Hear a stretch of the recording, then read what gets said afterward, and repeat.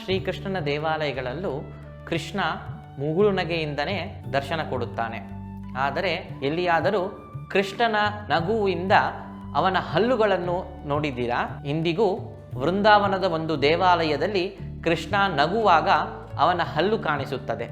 ನಮ್ಮ ಕೃಷ್ಣಾಯನ ಸೀರೀಸಲ್ಲಿ ಇಂದು ವೃಂದಾವನದ ರಾಧಾರಮಣ ದೇವಾಲಯದ ಬಗ್ಗೆ ಸ್ವಲ್ಪ ತಿಳಿದುಕೊಳ್ಳೋಣ. ಸುಮಾರು 500 ವರ್ಷಗಳ ಹಿಂದೆ ತಮಿಳುನಾಡು ಶ್ರೀರಂಗಂನಿಂದ ಹೋದಂತಹ ಚೈತನ್ಯ ಮಹಾಪ್ರಭುಗಳ ಶಿಷ್ಯರಾದಂತಹ ಗೋಪಾಲ ಭಟ್ಟ ಗೋಸ್ವಾಮಿಗಳು ವೃಂದಾವನದಲ್ಲಿ ಇದ್ದರು.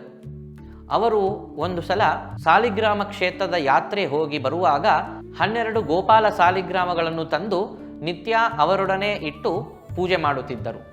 ಒಂದು ಬಾರಿ ನರಸಿಂಹ ಚತುರ್ದಶಿಯಂದು ಪೂಜೆಯ ಕೊನೆಯಲ್ಲಿ ದೇವರಿಗೆ ಅವನ ದಿವ್ಯವಾದಂತಹ ರೂಪವನ್ನು ಸಾಲಿಗ್ರಾಮದಲ್ಲಿ ಪ್ರಾದುರ್ಭವ ಮಾಡಿ ಅನುಗ್ರಹಿಸು ಎಂದು ಪ್ರಾರ್ಥನೆ ಮಾಡಿದರು. ಅವರು ಮರುದಿನ ಎದ್ದು ನಿತ್ಯ ಕರ್ಮಾನುಷ್ಠಾನಗಳನ್ನು ಮಾಡಿ ಪೂಜೆಗೆಂದು ಅವರ ಬಳಿ ಇದ್ದಂತಹ 12 ಸಾಲಿಗ್ರಾಮಗಳನ್ನು ತೆರೆದು ನೋಡಿದಾಗ ಅದರಲ್ಲಿ ಒಂದು ಸುಂದರವಾದ ಕೃಷ್ಣನ ಪ್ರತಿಮೆಯಾಗಿ ಪರಿವರ್ತನೆಗೊಂಡಿತ್ತು.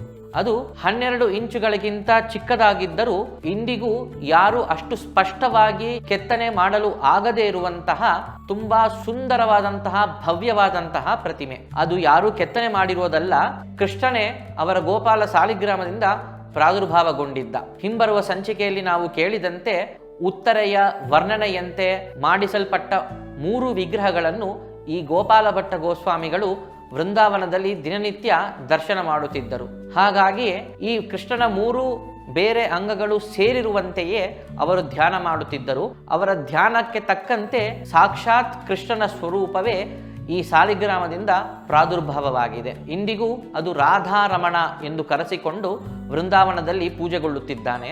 ಗೋಪಾಲ ಭಟ್ಟ ಗೋಸ್ವಾಮಿಯ ಶಿಷ್ಯವರ್ಗದವರೇ ಆ ವಿಗ್ರಹವನ್ನು ಪೂಜೆ ಮಾಡುತ್ತಾರೆ. ಇಂದಿಗೂ ಆ ಕೃಷ್ಣ ನಗುತ್ತಾನೆ. ನಾವು ಛಾಯಾಚಿತ್ರಗಳಲ್ಲಿ ಗಮನಿಸಿದರೆ ಕೆಲವು ಛಾಯಾಚಿತ್ರಗಳಲ್ಲಿ ನಾರ್ಮಲ್ ಆದ ಸ್ವಾಭಾವಿಕವಾದಂತಹ ಮುಗುಳು ನಗೆಯೇ ಕಾಣುತ್ತದೆ. ಆದರೆ ಕೆಲವು ಕಡೆ ಅವನು ತುಂಬಾ ಸಂತೋಷಪಟ್ಟು ನಗುವಾಗ ಅವನ ಹಲ್ಲು ಕೂಡ ಕಾಣಿಸುತ್ತದೆ.